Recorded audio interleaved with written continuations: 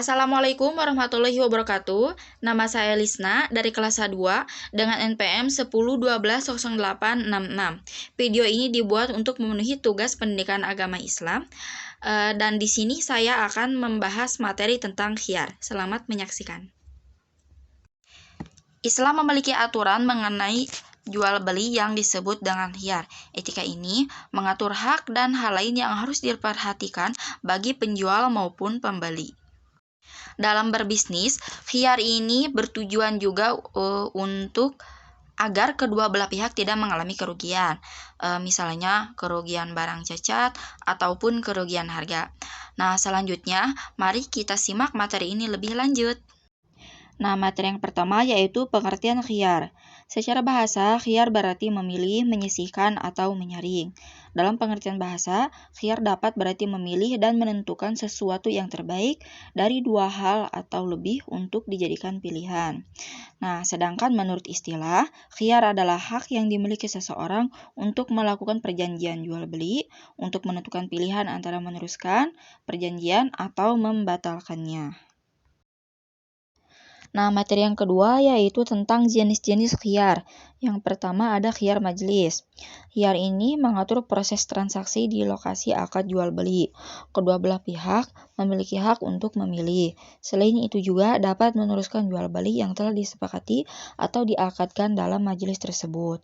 Yang kedua yaitu khiyar syarat. Khiyar syarat ini merupakan hak memilih berdasarkan persyaratan. Saat akad jual beli, kedua pihak dapat memilih untuk meneruskan atau membatalkan proses transaksi jual beli dengan batasan waktu. Setelah waktu yang ditentukan tiba, maka proses transaksi jual beli itu wajib dipastikan apakah dilanjut atau tidak. Rasulullah Shallallahu Alaihi Wasallam bersabda, apabila kamu menjual, maka katakanlah dengan jujur dan jangan menipu. Jika kamu membeli sesuatu, maka engkau mempunyai hak pilih selama 3 hari. Jika kamu rela, maka ambillah. Tetapi jika tidak, maka kembalikan kepada pemiliknya. Hadis riwayat Ibnu Majah. Yang ketiga yaitu khiyar aib. Khiyar aib adalah khiyar jual beli yang memperbolehkan bagi pembeli suatu barang untuk membatalkan akad jual beli dikarenakan terdapat cacat pada barang yang dibeli. Baik cacat itu sudah ada pada waktu akad tawar-menawar atau sesudahnya yang sebelumnya tidak diketahui oleh pembeli. Nah, selanjutnya saya akan menjelaskan tentang contoh-contoh jual beli. Yang pertama itu contoh jual beli yang tidak sah karena kurang rukun atau syaratnya. Yang pertama ada jual beli anak binatang ternak yang masih dalam kandungan. Jual beli seperti ini tidak sah karena belum jelas kemungkinan jika lahir, hidup, atau matinya. Yang kedua, jual beli sperma binatang. Hal ini tidak sah karena belum dapat diketahui kadarnya. Adapun meminjamkan binatang jantan untuk dikawinkan dengan binatang lain tanpa maksud jual beli, hal ini sah dan bahkan dianjurkan. Yang ketiga yaitu jual beli barang yang diharamkan.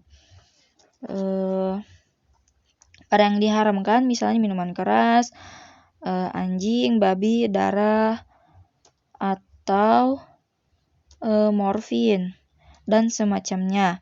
Jual beli ini juga tidak sah dan juga diharamkan. Nah, selanjutnya yaitu contoh jual beli yang sah tapi dilarang.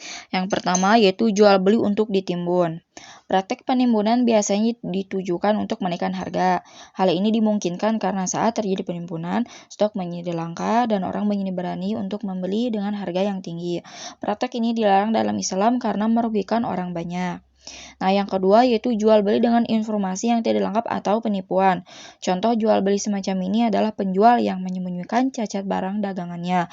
Ini termasuk penipuan dan dilarang dalam Islam. Yang ketiga yaitu jual beli untuk sarana maksiat. Ada beberapa kegiatan maksiat yang menggunakan benda yang semula bersifat halal. Contohnya yaitu sabung ayam.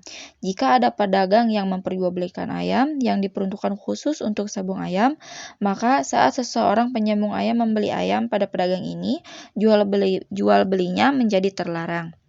Yang keempat yaitu jual beli pada masa khiyar. Masa khiyar adalah masa garansi di mana pada masa tersebut si pembeli masih mungkin untuk melakukan penilaian terhadap barang yang dibeli dan memutuskan apakah mengembalikan barang tersebut atau tidak. Nah, contoh selanjutnya yaitu memborong agar orang kehabisan stok.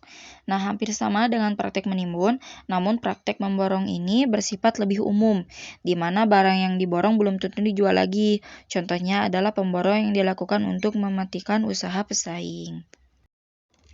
Alhamdulillah materinya sudah selesai. Sekarang kita masuk ke kesimpulan.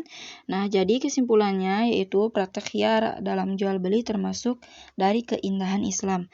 Karena terkadang jual beli secara mendadak tanpa berpikir dan merenung harga dan manfaat barang yang dibeli. Karena alasan itulah Islam memberikan kesempatan untuk mempertimbangkan suatu kesempatan yang dinamakan khiyar. Keduanya bisa dipilih di sela-selanya yang sesuai salah satu dari keduanya untuk meneruskan jual beli atau membatalkannya suatu kesepakatan. Nah, sekian yang dapat saya sampaikan. Mohon maaf apabila ada kesalahan dalam penyampaian. Terima kasih. Wassalamualaikum warahmatullahi wabarakatuh.